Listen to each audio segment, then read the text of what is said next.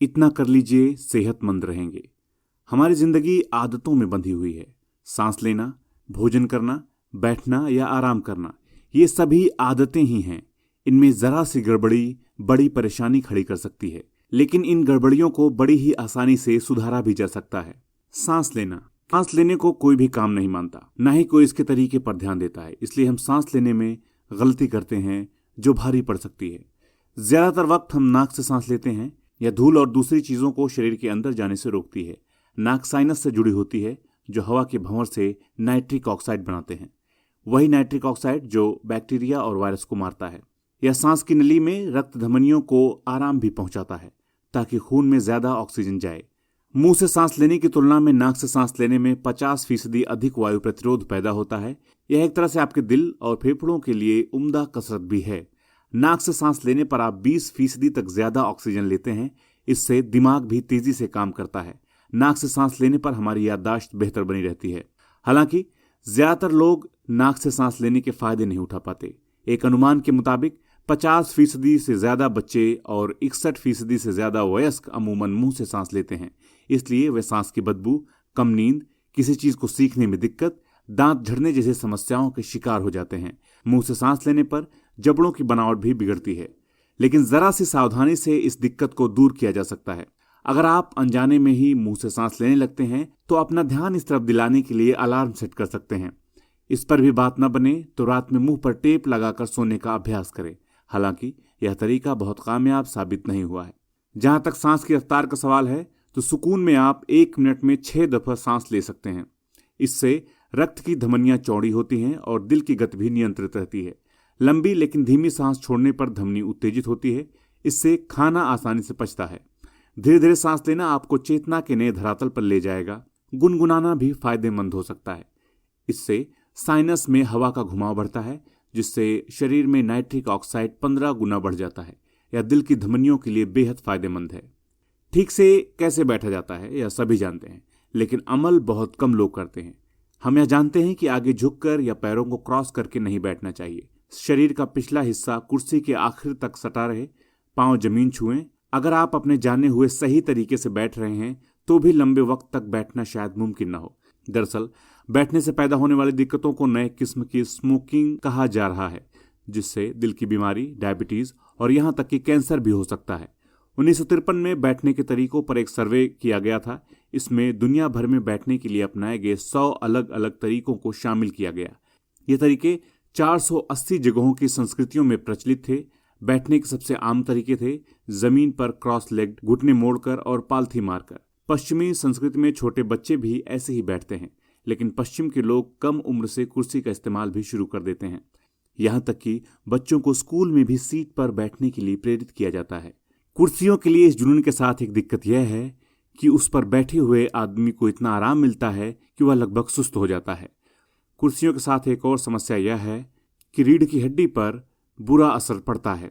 खड़े होने पर पीठ में अपने आप अल्फाबेट यस जैसा मोड़ पैदा होता है। हालांकि बैठते समय हम में से कई लोग रीढ़ को सी आकार में मोड़ते हैं। यह ठीक नहीं है। तो बैठने का सबसे अच्छा तरीका क्या है? ताल्लुक टेसाइड यूनिवर्सिटी के जोस बेटनी साल्टिको का कहना है कि एक स्टूल के साथ गद्दी का उपयोग करने से रीढ़ को बेहतर स्थिति में रखने में मदद मिल सकती है। कार्टिन यूनिवर्सिटी ऑस्ट्रेलिया के फिजियोथेरेपिस्ट लियोन स्ट्रैकर कहते हैं, स्थिर मुद्रा की बजाय कई तरह से बैठने की आदत डालें। इस तरह से बैठें जिससे आपको इधर उधर उठकर घूम आने में भी सहूलियत हो। स्ट्रैकर कहते हैं कि अपने हिसाब से हमें डेस्क जॉब के मायने पर फिर से विचार करना चाहिए। उनके शब्दों में, हमें काम करने की जगहों को इस तरह डिजाइन करना होगा जो लोगों को हल्के फुल्के और सक्रिय होने में सक्षम हो। अगर आपकी नौकरी कुर्सी से बंधी हुई है तो समय समय पर खड़े होना और अपने पांव फैलाना न भूलें। आराम फरमाना। दिन भर काम के बाद मैं घर की राह पकड़ता हूँ, डिनर करता हूँ, बच्चों को सुलाता हूँ, बर्तन धोता हूँ और अंत में 9 बजे अपनी पत्नी के साथ बैठकर टीवी देखता हूँ। यह कहते हुए मुझे तकलीफ होती है, पर मैं इन लम्हों के लिए घंटों इंतजार करता हूँ। हम में से हर किसी को आराम की दरकार है। यह हमें आनंद से भर देता है। आराम थकान का रामबाण इलाज है। इसके अनेक साक्ष्य मौजूद हैं कि लगातार तनाव से शरीर जानलेवा बीमारियों का घर बन जाता है। यूनिवर्सिटी कॉलेज ऑफ लंदन की पत्रकार क्लॉडिया हेमंड और जेमा लुइस ने 134 मुल्कों के 18,000 लोगों के बारे में जानना चाहा कि आराम फरमाने के लिए क्या करते हैं, तो टीवी देखना उनकी टॉप 10 एक्टिविटी में शुमार था। इस सर्वे में यह भी पता चला कि 68% लोग ऐसे थे जिन्हें जितना आराम मिल रहा था उससे ज्यादा की चाहत थी। मैं भी ऐसी चाहत रखता था। आराम करने की मेरी दूसरी सबसे प्रिय एक्टिविटी है रनिंग। दौड़ने से मुमकिन है मेरे शरीर को आराम न मिलता हो, लेकिन इससे ज्यादा मेरे दिमाग को किसी बात से राहत नहीं मिलती। कईयों को कसरत करके यह आराम मिलता है। खास बात यह है कि ऐसी गतिविधियां शरीर में एक केमिकल पैदा करती हैं जिसे एंडोर्फिन कहते हैं। यह दरअसल मानव शरीर का फील गुड केमिकल है। ऐसे भी लम्हे आते हैं जब ना तो मैं टीवी देख पाता हूं, ना ही जॉगिंग रनिंग के लिए निकल पाता हूं। तब मुझे छोटे वक्फे के आराम की चाहत होती है। क्या ऐसे वक्त में मेरे लिए माइंडफुलनेस यानी पूरी नज़र के सामने की गतिविधि पर पूरी तरह गौर करना कारगर होगा?